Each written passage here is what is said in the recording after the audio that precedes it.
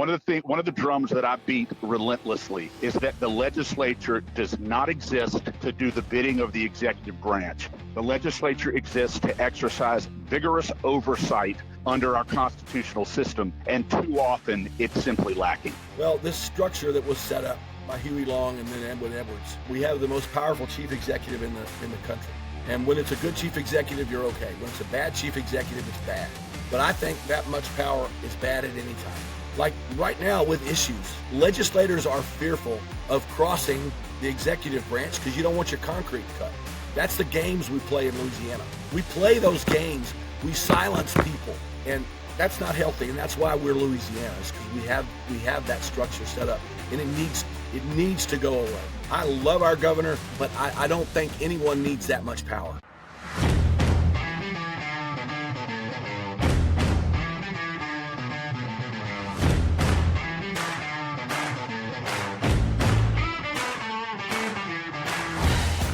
Thank you, ladies and gentlemen, for joining us once again on the State of Freedom. Good morning, everybody. Happy Tuesday. Welcome to the State of Freedom. It's great to be back with you all. A special welcome to our listeners from VOP USA Radio. We're so pleased you'll join us early on a Tuesday morning. Well, as you probably know, it's crunch time. We are T-minus 3 weeks to the end of session and counting. And a lot's happening, and this is about the time where the dirty tricks start coming out of the woodworks. So keep your head on a swivel, folks. If you see anything that doesn't look right, reach out to us. Keeping the legislature in check is a team sport. Joining us today is someone from the legislature who is a strong defender of the Constitution, someone who truly represents his constituents and is a bright light among our legislators. Representative Chuck Owen, it's so great to have you with us this morning. And we will get to the conversation shortly. And you don't see Chris on the screen because he is in motion trying to get to the legislature to testify. So y'all just bear with us this morning. We're still going to have a great show. Okay, the scripture of the day is Psalm chapter 34, verses 6 through 7. And it says, "When I had nothing, desperate and defeated, I cried out to the Lord and he heard me, bringing his miracle deliverance when I needed it most.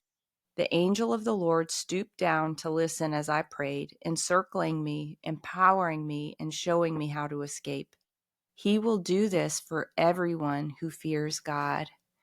And, I was listening, I don't know if y'all caught it, but General Steve Quast did an amazing interview with Sean Ryan. If you want your mind to be blown about what's happening in space, you should listen to that. But one thing he talked about was the fact that God's given us a brain, right? And he's given us the ability to think through some things and to innovate.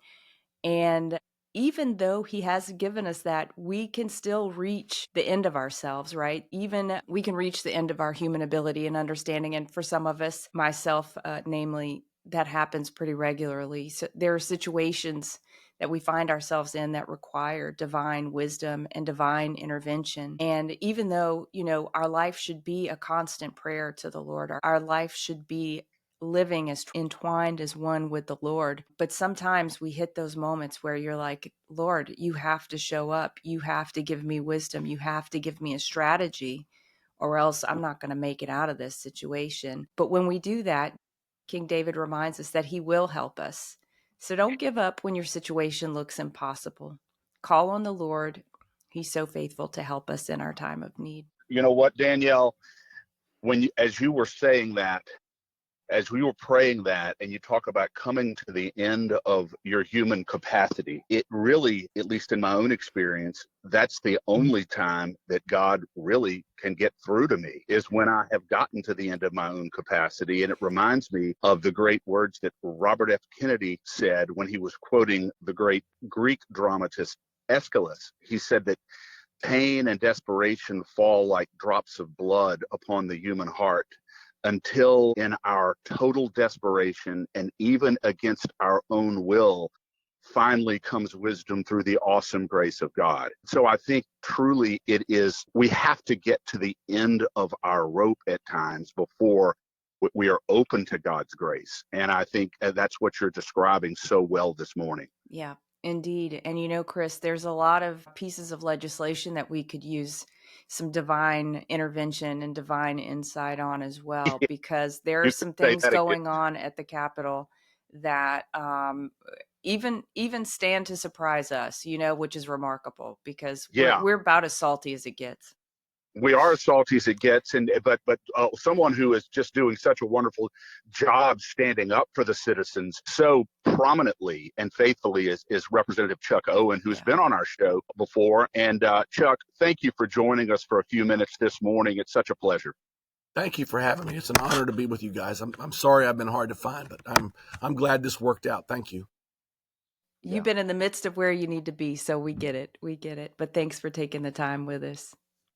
I have not been malingering, I can assure you. Chuck, let's I know we only have 15 or 20 minutes this morning, and then we'll be heading off confidently in 500 directions at once.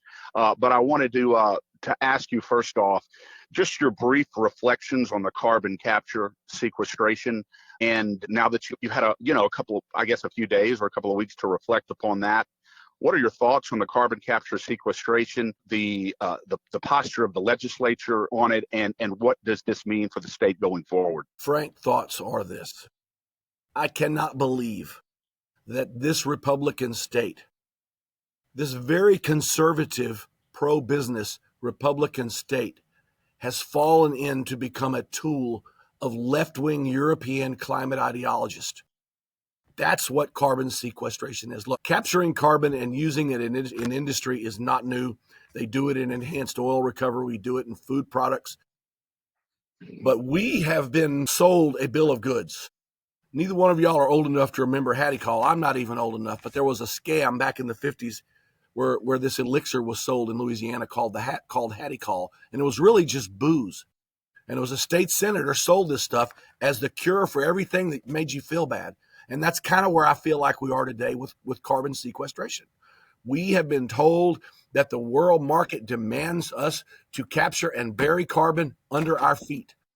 And that is an absolute untruth. And for us to subjugate ourselves to the whims of Europe is just bewildering to me.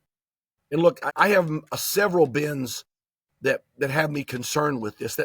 That's the macro level bin about what the state's doing. Where I live, and the one that concerns me most, I live in Vernon Parish, which is the home of what used to be called Fort Polk.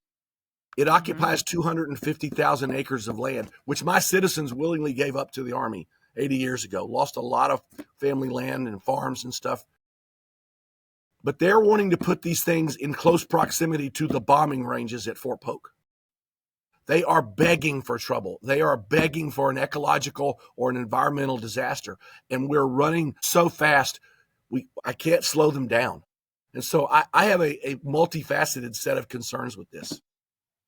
And it's remarkable how these people who have seemed so concerned by the science in previous moments, right? The quote unquote science, the science eludes them. The science is all climate science and it's not real science. It's junk science. I was so proud to see that President Trump signed an EO this past week, I believe, calling for a return to the gold standard of science and reminding America what science actually is, which does involve, the scientific method, which does involve like a true placebo, for instance, a true, all right. I haven't had enough coffee to get my whole science mind together, but you know what I'm saying. It's completely ridiculous. And on your other point, I just wanted to mention if we would have known we were absolutely locked in for having you this morning, I was going to name the episode because of what you just said. With Republicans like these, who needs Democrats? Because that's exactly what's happening in our legislature. The Republicans have completely let us down, and I don't understand who's pulling the strings. To me, as I observe this, and I have these people who are colleagues and smart people, and I get along with, and we always work together, but where I live is in the abstract to them. They don't know where it is. And so it is personal to me, but it's abstract to them. And so when I try to explain to them the reality of what is coming, the reality of what might be, it's like talking in another language. And the other thing about this Republican state has done is we have people inside of economic development who are proliferating the myth that if one parish or two parishes or three parishes say they don't want carbon wells, then we'll lose the Meta Center in Richland Parish, or we'll lose the blue ammonia plant, or we'll lose the Hyundai plant. They can't show me a piece of paper that says that, but they throw that scare tactic out because they are running as fast as they can to get this easy money on the ground that Joe Biden has given them. And look, since we're praying people here, y'all pray that this gets revealed to President Trump, to EPA Secretary Zeldin, that this is a fraud. It is a waste of money. Yeah. And the old people tell me all the time, Danielle and Chris, they would not be doing this if it weren't for the free money from these 45Q tax credits, because there's no worldwide demand for this. This is a fraud. You just had, and yeah, go ahead, Danielle. Sorry, Chris. We just had Representative Carla Lims from South Dakota on the show on Thursday. She's running for lieutenant governor, and she was kind of the tip of the spear, along with a number of others, to get eminent domain for carbon capture, at least the private aspect of it, killed in South Dakota. And she was talking about the insidiousness of these Q tax credits. Have you heard? I guess my question on that is, the money is already flowing in that way. So if they put an end to the 4Q tax credits like today, do you think that would dry up any future? That would dry up the opposition to some of these bills. It would dry up the industry's push on this, or what would that exactly mean? They would mean? look another direction and go find something else to do, because they are perpetrating lies. A few minutes ago, I said falsehoods. These are absolute lies that there's a market demand for this. There is no market demand, and the oil business needs to work around supply and demand. They are chasing a government-induced demand. Yeah. Which is free money. That is so true. So true. And Chuck, it's interesting that the original justification for carbon capture sequestration in Louisiana was because it's an environmental good, and therefore it's good for the environment. It's needed for the environment, and that's what they use to justify eminent domain. However, when you really think about it, I did not hear one argument in committee at all from the proponents of carbon capture sequestration that really talked about the environment anymore. Even they know that it's built upon a fraud, but they talked about jobs, and they talked about, a number of other things about it. And it really is. I couldn't agree with you more. Are you familiar at all with what is going on the federal level with regard to these Q tax credits? Representative Lims from South Dakota suggested that if those are pulled out, then the whole edifice collapses. Yes, I am familiar, but I was disappointed that they're still sitting in there in the bill that's now in the Senate. They're not all the way pulled out. They're apparently, not pulled out. Okay. Because so much money has been committed. Even conservative Republicans who we know, love, and trust and would take a knife for are doing this because of the money. And that's what hurts me. I don't say it hurts me, but it bewilders me, because it is fake science. It is not sound economics, and it's really potentially dangerous. Look, they are heading towards an ecological problem if they put this in the ground where I live and in other parts of the state where they don't have access to the subsurface.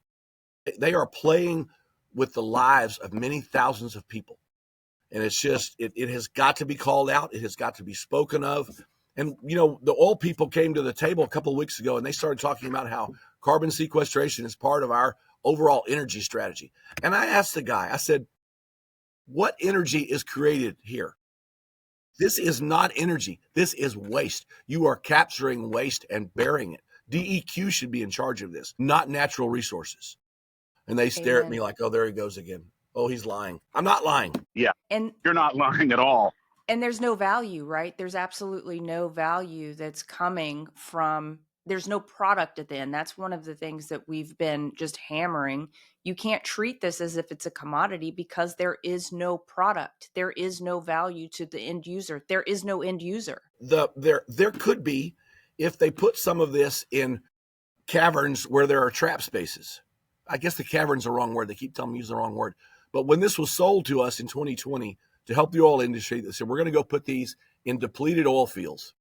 and it's going to store there, and then we're going to use it for enhanced oil recovery, which is what's done. But my part of the state, there are no trap spaces, none. They're going to put this in the ground, and they're not going to know where it goes. That's so And crazy. it is dangerous and it's stupid all at the same time. It is dangerous, stupid, and expensive. It's expensive with our money, right? It's an expensive scam at our expense. And let me say something else that most of your viewers will not know, but I'm going to say this every time I get a chance. 1940, the Army needed an installation, and they came to Western Louisiana, to Vernon Parish, and they said, we want to build something called Camp Polk to train our soldiers for the impending war in Europe. Fascism is on the rise. They knocked on the homes of 800 of my citizens. I wasn't around then, obviously. I look 80, but I'm not. They displaced over 350 different surnames. A lot of them were families. They left crops in the fields. They left animals in the fields. They gave them 30 to 60 days to get out of their homes for a greater good. You know, right, Christopher? The Fifth Amendment's always been with us. Eminent domain is for a greater good. But now they're coming back, and they're saying, they're threatening these country people again. We're going to use your land whether you like it or not. It is so raw where I live. Y'all can't understand this. And a lot of these people, some of these people are still alive, but their grandchildren and children are alive. And we get together twice a year at Fort Polk. And we're called the Heritage Families because it affected us. And now they dismiss us. And so it is economic, it is intellectual to me, but it is also very personal to me. Yeah. And Chuck, that is so well put. And I think one of the last bills, if not the last bill that you authored regarding CCS this session, you were sitting alongside Representative Romero and Representative DeWitt Carrier, and had been reduced to a point where you were simply asking for an exemption for the parishes that the three of y'all represent. And the Republican Municipal and Parochial Affairs Committee, Republicans couldn't see fit to give y'all even that exemption just for those parishes. And I thought that was absolutely atrocious. And, you know, you have a collegial relationship with people that you have to work with. And to some degree, we do too. But we absolutely intend to make sure that the voters know who the Republicans are by name who caused this to happen, because the consequences are too grave not to, and people have to know what's going on. If a legislator from St. Tammany or St. Charles or Richland or Lincoln told me they needed to do something and they had the understanding that I do, I wouldn't dream of second guessing them. This wasn't about creating a tax. This wasn't about doing anything where people would lose representation. This was just about directing our own futures. And we were summarily objected. And so this is something, look, this is a praying group. I've had to pray through this. I have had to cry to God, help me know how to manage this moment, Lord, because it felt very much like a betrayal. And I don't betray people. That's not how I'm wired. I'm not really bright. I get bum rushed and I get bamboozled all the time because I'm kind of slow in the uptake. But I'm not a betrayer. And when I get betrayed, it hurts. But I'm not stopping fighting either. I'm a distance runner. I've been running since the Ford administration. I'm going to run as long as I have energy. Amen. Yeah. And Representative Owen, one conversation that Chris and I have been having, because this is one of my biggest pet peeves with the entire legislature, is the fact that there is a municipal and parochial affairs committee. Because I don't know if we were serious about federalism, that committee would not even exist in the legislature as far as I'm concerned. The monies and the decisions belong with the localities, period, end of story. Is there any, I mean, here we are fighting for one shred of something that would be brought before those committees. And so much corruption happens in those committees, by the way, because people come out of the parishes to do their dirty work and they get their colleagues to sign on to it, wittingly or unwittingly. And then the people at home are left holding the bag with those decisions that got made. Because Baton Rouge knows better. Yeah, Baton Rouge obviously. You don't believe it, knows just better. ask them. Yeah, that's right. But the morning of that hearing, I found a place in law, I forget the exact statute, where there are over 220 items that police juries are allowed to decide. And it's literally everything from TV antennas to nuclear waste sites. It's coal yards, it's ditches, everything you can imagine. And so my point was, we have a tradition of local leadership. Let us govern ourselves. and it fell on deaf ears. Because senior leaders in this state have told the lie that if we're not 100% in with capturing and burying carbon below our feet, then the sky is going to fall. And I think that is a lie from hell. And of course, all about the money, as you Money. mentioned so well. HB 601, Representative Brett Guyman's bill, supposed to be voted on, I believe tomorrow, on the floor. It's the bill that will repeal or severely restrict eminent domain for CCS pipelines. Obviously, I'm sure that you support that. Is there any pulse on the likelihood of passage on that? You know, it's hard to tell. The other side now has gotten the attention of some advocate groups, in addition to y'all. But as I understand it, the Farm Bureau has spoken up. They're a very powerful lobby. I hope the Louisiana landowners will stand up, although I'm starting to be worried about them. Because the Louisiana landowners fought me, by the way. That's another story. I know they did. I heard their name in opposition to almost every good CCS bill. The Forestry Association fought me. But eminent domain is a serious thing. And if it's for a public good, you've got to be able to do it. But no one will even have the discussion as to how capturing waste off oil and gas wells is a public good. If you want to go down that path and you want to defend climate ideology, that's your only angle. You want to do that? You want to be a tool of the Green New Deal? Then let's have the debate. But they won't have the debate.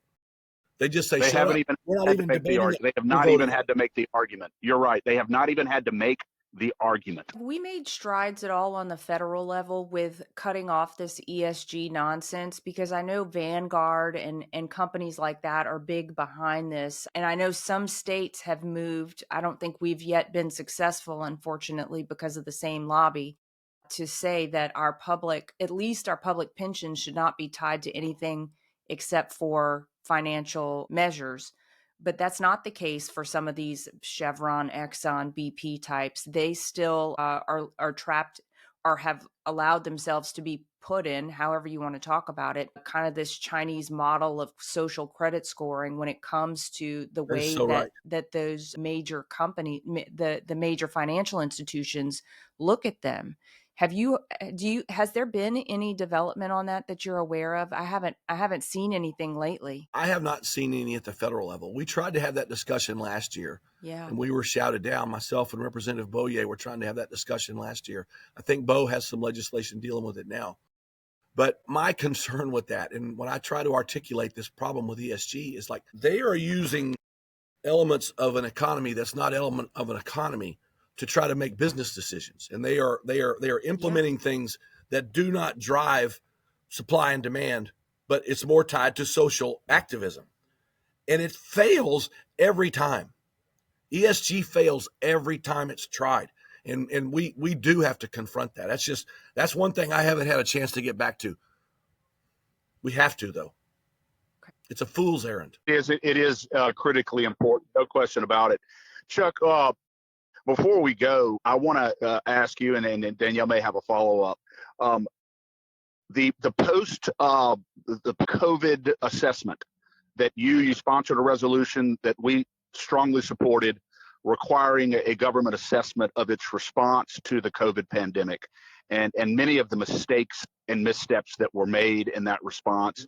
And have y'all had a brief? You had a briefing on that fairly recently, right? Yeah. Last year, at the end of the session, we sponsored. I did. I wrote a resolution asking for the House to take a look at the actions of government during COVID. So we're 2 years in the rearview mirror. Let's try to take a clinical look at what we did, and let's try to be better next time, or at least less bad, right? Let's be less bad. And it got through the House unanimously. It was assigned to the Homeland Security Committee, which makes sense. Because if you put it in, because there's more than one area we wanted to talk about. It's health and hospitals, it's education, it's business, and it's the actions of the executive branch. So we put it in Homeland Security. Chairman Galley put together some hearings. Last September, we had 2 days of really interesting testimony. I think y'all know about that. A lot of those videos are still out there. And we heard a lot of heart-wrenching stories about the misbehavior of government, because the government drove the hospitals to behave poorly. The government drove hospitals to run doctors off. The government force these vaccine mandates. The government handed out money so people would take experimental drugs. So we compiled that information over 2 days. We heard from the Hospitals Association, from the nursing homes, the nurses. We heard from lots of people.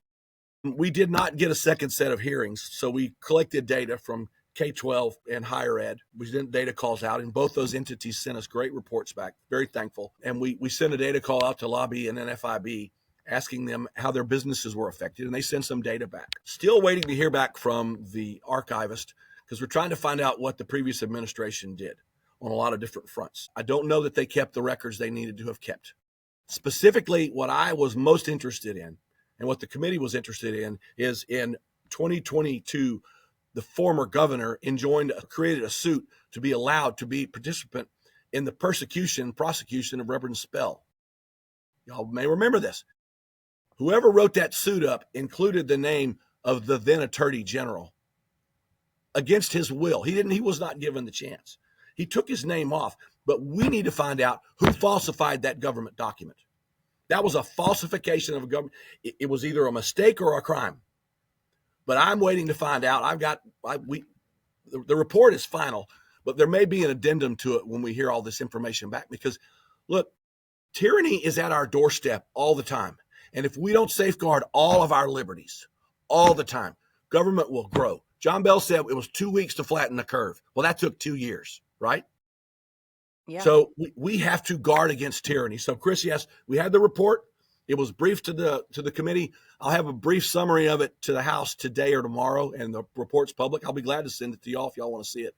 Great. And Representative Owen, what have you heard or have y'all dug into at all the censorship that came out of the Secretary of State's office at the time? Because that, I feel, is still knocking at our door with some of the things some of the bills that are trying to be passed right now, namely SB 80 by Senator Miller that would restrict exit polling to quote unquote bona fide approved journalists that have to register through the Secretary of State's office.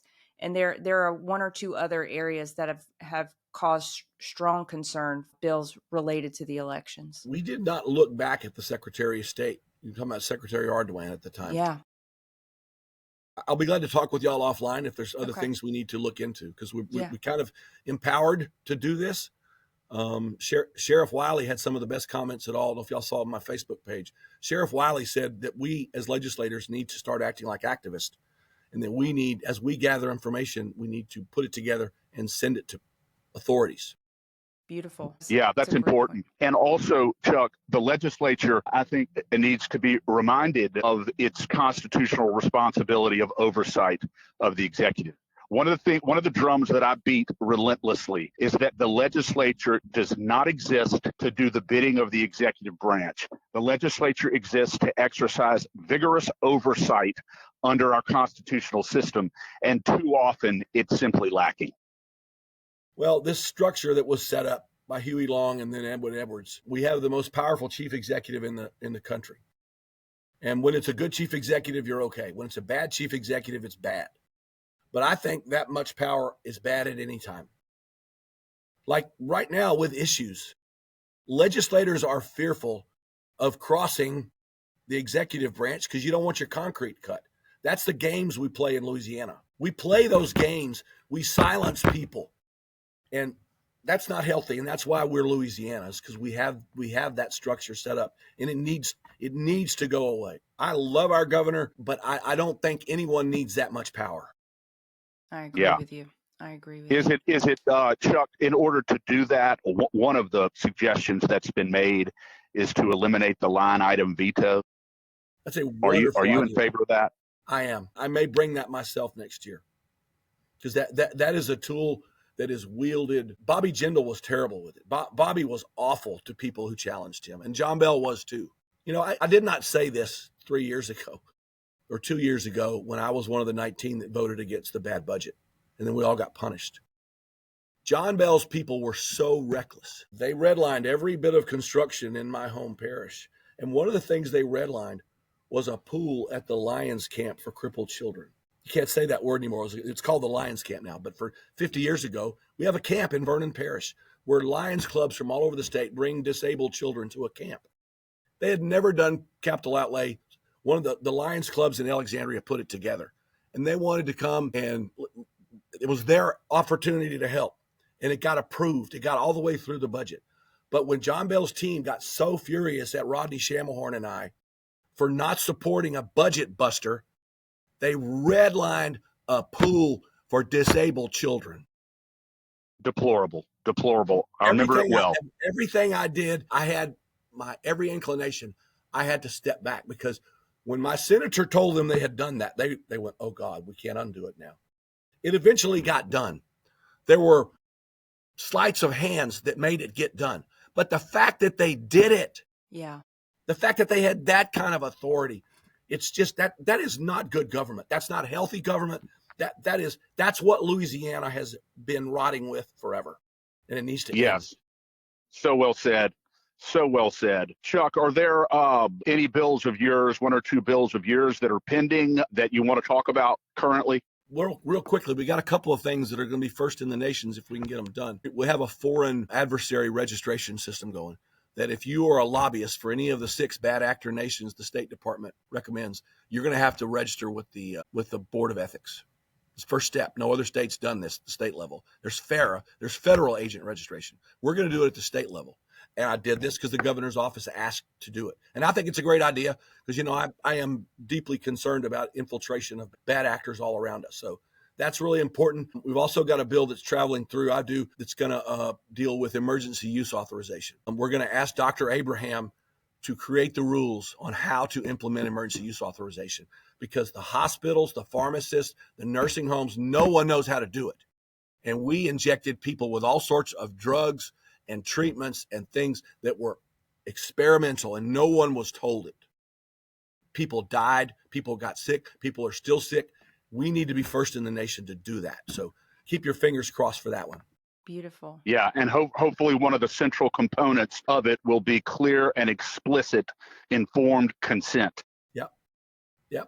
That is the focal point of it, is informed consent, right to deny. And Representative Owen, as you're looking at that FARA legislation, we were thinking about maybe a resolution at some point coming forward that would just be a strong reminder to the legislature itself that the voices of the citizens should supersede those of foreigners that come in and testify in committees, because we have seen so many times, especially on some of this, like Senator Valerie Hodges' bill this time, they drop off a busload of Chinese people or, who to come in and lobby or testify against a bill that would disenfranchise illegal immigrants. Come on.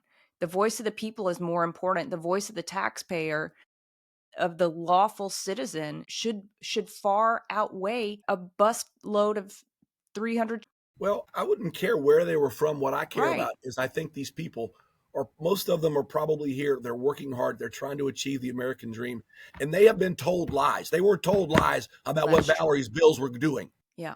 They do that every time. They send these people in there and they say, we're going to hurt everybody up and send them home. No, it has nothing to do with that. It has nothing to do with closing your business. Right. It has nothing to do with someone from a bad actor country coming here and purchasing land. It had nothing to do with citizens who are here with green cards, who are trying to create the American. That's what we're for. But these people get lied to, and someone is behind these bus trips. Yeah. So, yes, I'm all in.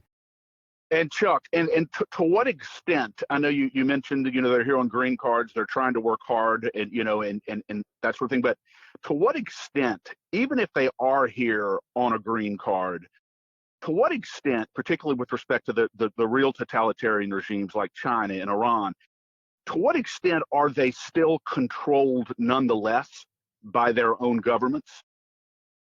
That's an unknown. Anything I would tell you there would be speculative and outdated. I gave up my security clearance 4 years ago. So I've been debriefed and forgot everything I knew for the last 40 years officially. But I would tell you, as Joe Bag of Donuts citizen, no chance at all the People's Republic of China nor the Islamic State of Iran will send someone over here who's not reliable. They're not going to send a Patrick Henry over here. They may send someone who feels that way about their country.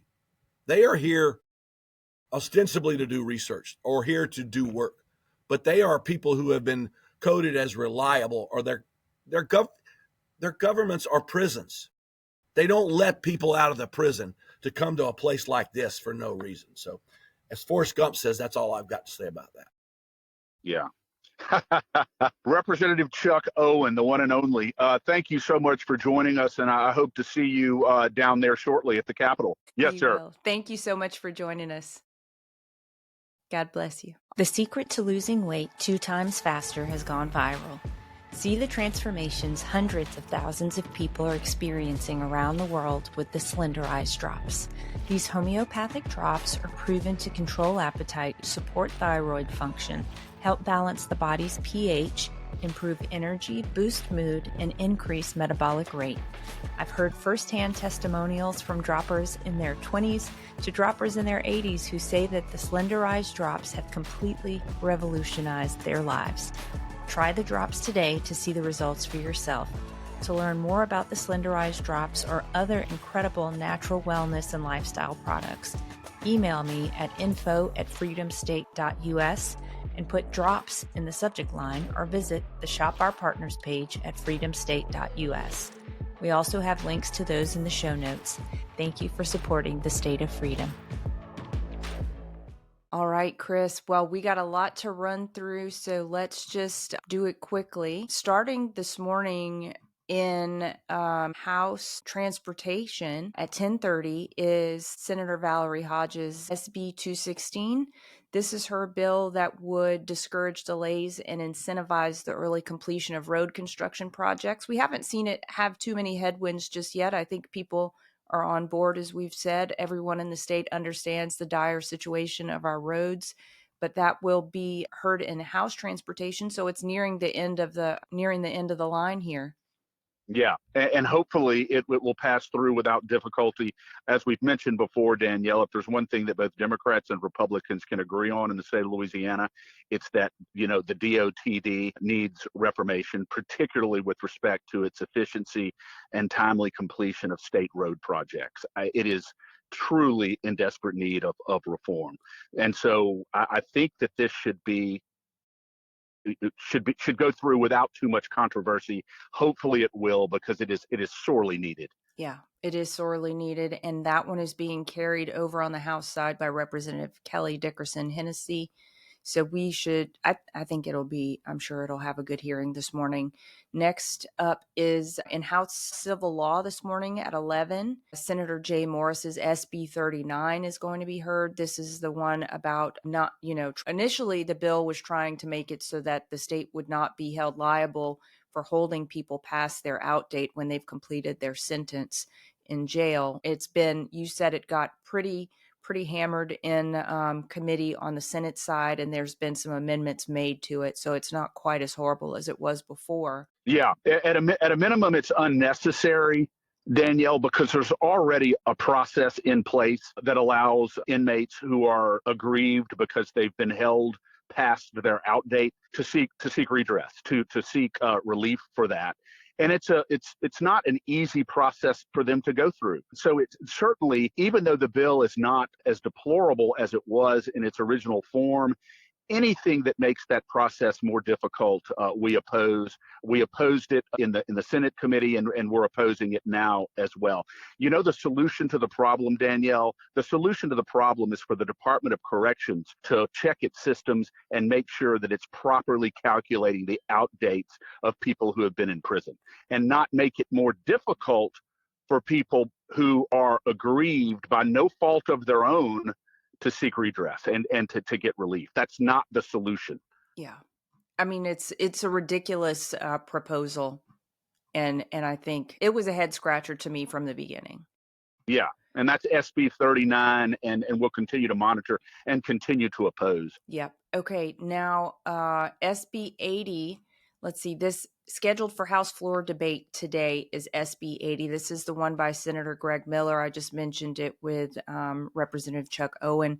This is related to exit polling. This is where Secretary Landry is pulling the strings behind the scenes, trying to censor people who simply want answers, who simply are seeking responses to people's experience inside of their polling place. Yes, a direct assault on core free speech rights, on core rights of association, when the state simply has not made the case that it has a compelling interest in restricting freedom this way, and certainly is not tailoring the restriction in the very narrow way that the Constitution requires. This is a horrible piece of legislation that we've been vigorously opposing, and it's bad on its face because it involves a restriction of freedom. But it's what makes it even worse is that the precedent that is being set here. Yeah. Some people say, well, it's only about exit polls, and I don't do exit polls. That doesn't matter. You're missing the point. It sets a very dangerous precedent whereby the government could engage in further encroachments of freedom and constitutional rights in the future if this is not challenged. That's why it is so important. And that's why we are raising the alarm to officials on this issue. Yeah, absolutely. I was very heartened to hear that Representative Owens is open to pursuing what happened in the Secretary of State's office during COVID as well, because we know that they were the chief censorship office of the state of Louisiana, as evidenced by some documents that came out during I think the Twitter files, right, Chris? Yeah, that's exactly right. No question about it. There's an actual one email exchange whereby the Secretary of State reports a citizen to this federal CISA portal for their speech that they engaged in, which was then sent on to the Department of Homeland Security. It is unbelievable that the Secretary of State would have been in any way involved in the policing of constitutional protected speech in Louisiana. And we know for an absolute fact, because we have the emails to prove it, that did occur. Yeah. There's no question about it. And so it really, I think I was really intrigued, and I'm all on board with an assessment by Chuck Owen's committee on the Secretary of State's response during COVID. Yeah, and just one last point on that, Chris. I did see that DNI Gabbard came out last week and said that they are uncovering the names of people who were listed as domestic terrorists for their opposition to some of those issues, whether it was COVID directly, whether it was the vaccine mandates, whether it was masking, whatever it was. They are uncovering that loads and loads of citizens were put on that list. And I know she really cares about that list because she found out that she was on Silent Skies. I can't remember why they put her on there, but they were upset with something she said. Yeah, exactly. It's truly, this kind of encroachment would be just appalling to our founding fathers and the ones who gave us the freedoms. But back to SB 80 for a second. This bill really needs to be opposed. We have a call to action up at lacag.org that can be done, and you can also call 225-342 6945, because this is set for vote in the House side, right, Danielle? Yeah, it is. Do you happen to know offhand who's carrying that in the House? I do not know right offhand, but I certainly will find out. And that's after I testify in committee this morning. There are two bills that I'll be focused on exclusively for the rest of the day with regard to reaching out to legislators. One is SB 80 and the other one is HB 206. Okay. Great. And we'll get to that shortly. Okay. Yeah. I'm just going to run through a couple other of these. We've talked a lot about some of these, so we're just going to kind of graze through these really quickly so you can get to the committee hearing, Chris. But SB 117 by Senator Blake Miguez. This is his getting ultra processed foods out of public schools bill. This is up for debate on the House floor today as well. And so is SB 46, Senator Facey's bill to stop geoengineering and weather modification in our state. Two good bills. One, well, I guess equally important, and hopefully neither one will get tremendous resistance. Although I will tell you, as you know we're apt to do, Danielle, I will be looking very closely, as will you, at any Republicans who either vote against SB 117 or SB 46 or are absent for those votes. They demand your presence if you're a Republican, and they demand your favorable vote, both of them. Well said. All right. There's a couple House bills that are going to be heard on the floor today as well. House Bill 400 by Representative Emily Chenevert. This is the one that returns power to the parents with regard to how their minor children receive medical treatments. That's extremely important. I don't know if you have something you want to mention on that, Chris. I just want to say that it's critically important that parents are given the express codified right in our statutory law to control those kind of decisions that their minor children make, parents and guardians. Yeah. On the idea that in Louisiana, it would have ever been the case that they don't have that authority is what's astounding to me. But there's no doubt that this should be passed. And again, we're paying very close attention to any no Republican votes or any absences today. And also up today for debate on the House floor is House Bill 457 by Representative Denise Marcel. This is related to solitary confinement, and it makes sure that anyone who is sent to solitary confinement has access to both education materials, and she did include and amend her bill with our request, Chris. So thank you for making that request for religious materials to also be included so people can read the Bible in solitary confinement. Absolutely. And this is a testament, this bill, to the fact that we do not base our loyalty or disloyalty or support or opposition of a bill, base it on which party is bringing it, whether it's a Republican or a Democrat. We're going to look to the Constitution. We're going to look at basic human dignity, and we're going to base our decision on that. And we're happy to support this bill by Democrat Representative Denise Marcel. Yeah. One in the Senate that's subject to call. This is Senator Duplessis's bill that he's carrying, no doubt, on behalf of Governor Landry. This is to make the Commissioner of Insurance an appointable position, of course, appointed by the governor rather than elected by we the people. We heard from Lieutenant Governor candidate Carla Lims just how important making sure that as many positions in the state are elected as possible and not appointed to disperse accountability and to make sure that they are actually accountable to the people. So we are strongly opposing this, and I hope that it keeps getting placed back on the calendar, Chris. Yeah, and I want to, again, reiterate the credit to Senator Thomas Presley, Senator Kirk Talbot, and Senator Adam Bass for standing up on the Senate floor and opposing this legislation, which prompted Royce Duplessis to return it to the calendar, but apparently he's going to make another run at it. So it's a terrible bill for one fundamental reason, Danielle. The last thing we need to be doing in the state of Louisiana is concentrating more power in the hands of the executive. Yeah. And that's what this bill does when our constitutional and political system already gives the executive and the governor inordinate power. We do not need to be going down this path. Yeah. And Chris, the next bill I'm going to mention is the one that we have all kinds of 5-alarm fire flares going off about right now. It is postured to have final passage in the Senate today. Is it today? I believe today. I believe it. Yes, okay. It is today. House Bill 206 by Representative Michael Mellorin. He's obviously carrying this for the Secretary of State. This is a bill that we have had a lot of issues with, but we haven't quite understood exactly what they were trying to get at. This is a bill that I would describe as a bill that says that if the Secretary of State's office does anything illegal, don't worry about it. We're going to go back in hindsight and make it not illegal after the fact.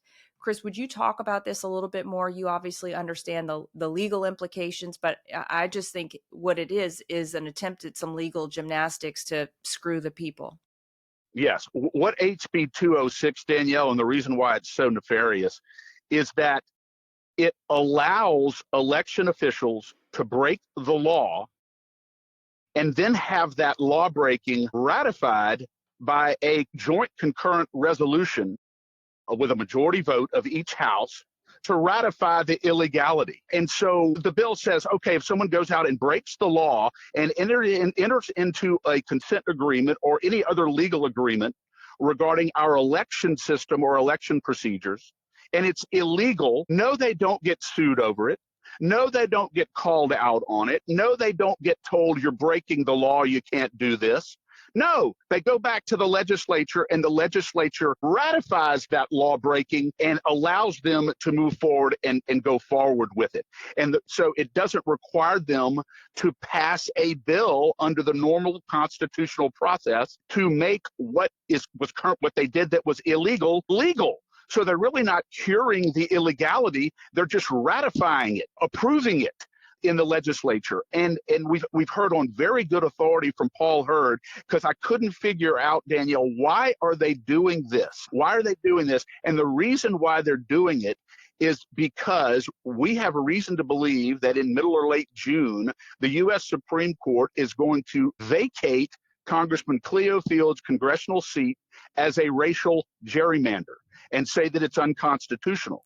Representative Cleo Fields, in that case, would no longer be a U.S. congressman after this term is served. So the legislature would then have to go in, convene, and either draw a new district that is constitutional or argue for the district that was in place before this new one came out, which Speaker Mike Johnson said is constitutional and is a good district. But this bill would eliminate that requirement and say that all the legislature has to do, if there's an agreement, a consent agreement entered into with Cleo Fields with a new seat drawn up that still favors him, they sign that, submit it to the federal court, and they don't have any jurisdiction to do anything about it. So Cleo Fields is assured another term, and the legislature will not have to go in and do anything as far as the messy business of drawing up a new district.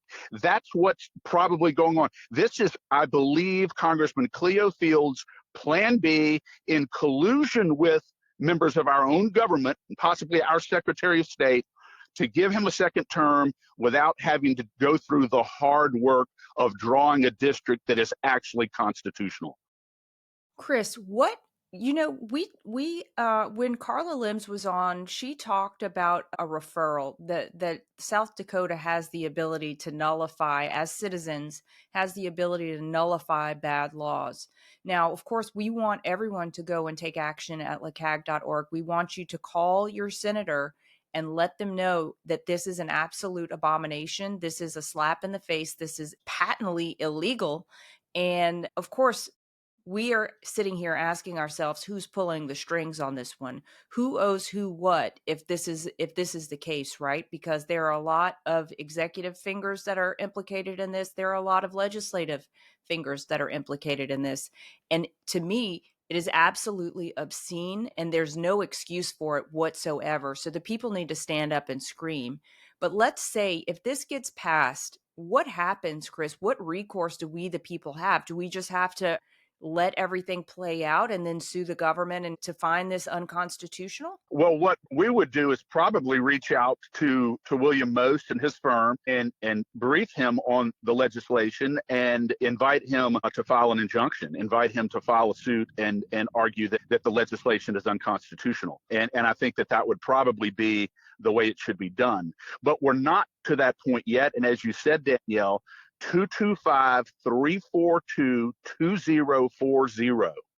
Everybody who's listening to my voice right now needs to call now, this morning, the State Senate Chamber, 225-342-2040, and tell your senator to vote no on HB 206, because it is a terrible piece of legislation, and there's some nefarious shenanigans going on behind this bill. Yeah, there really are. And I don't know if we could get our hair on fire anymore about this, but, and I don't want to belabor it because I know you have to run into a hearing. Chris, there's a couple things coming up on Wednesday that I'll just run through, and maybe you can just reserve comment for the end. And if there's anything else you want to add, House Governmental Affairs on Wednesday, we'll hear SB 8, which is Senator Jay Morris's constitutional amendment to make it easier to fire people in the civil service. Of course, we're very supportive of that. In House Health and Welfare tomorrow, two big bills, very important to us, Senate Bill 2 and Senate Bill 19, both by Senator Mike Facey. The first one would ban fluoride from the water. The second would provide for the dispensation of ivermectin over the counter. Both of those we are very supportive of. Then in House Administration of Criminal Justice, Senate Bill 15 by Jay Morris. This is also on Wednesday. This is 10 o'clock. This bill would prohibit any thwarting of federal immigration enforcement efforts. So that's it. I think that one is going to be an important one. We've seen what's been playing out on to thwart ICE. So this is a strong support for that. Anything you want to mention about those, Chris? I think you said it all very well, and we will put up updates on both our X page and the LCAG Facebook page, so people should go there and find updates on these bills that we are supporting and following very, very closely, and the ones that we are opposing. And our updates on specific items of legislation will include how Republicans voted, and we're starting to include the parishes that those Republicans represent. Absolutely. Two final bills I just want to mention because both of them are very important to us. House Bill 601 by Representative Brett Guyman is expected to be brought tomorrow for House floor debate.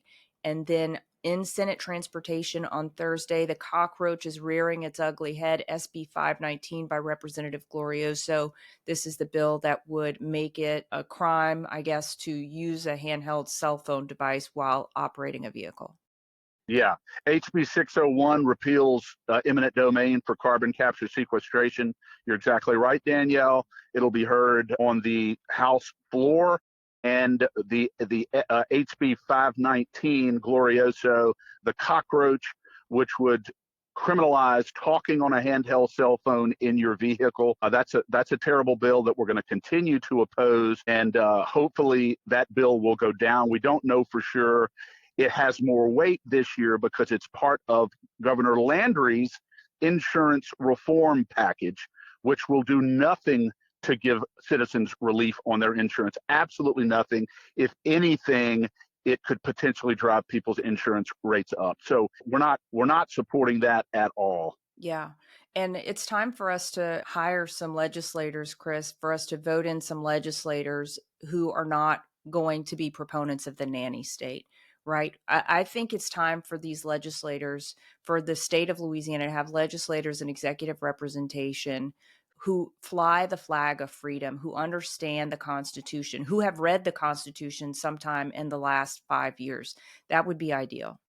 Yes, absolutely. And I think that if we ever have an opportunity, I think that we should impose a requirement on every legislator to carry a copy of the Pocket Constitutionalist, just a small little booklet of the Constitution, anytime they're on the premises of the legislator. Certainly anytime that they are in doing business down there. They should have to carry a copy of that.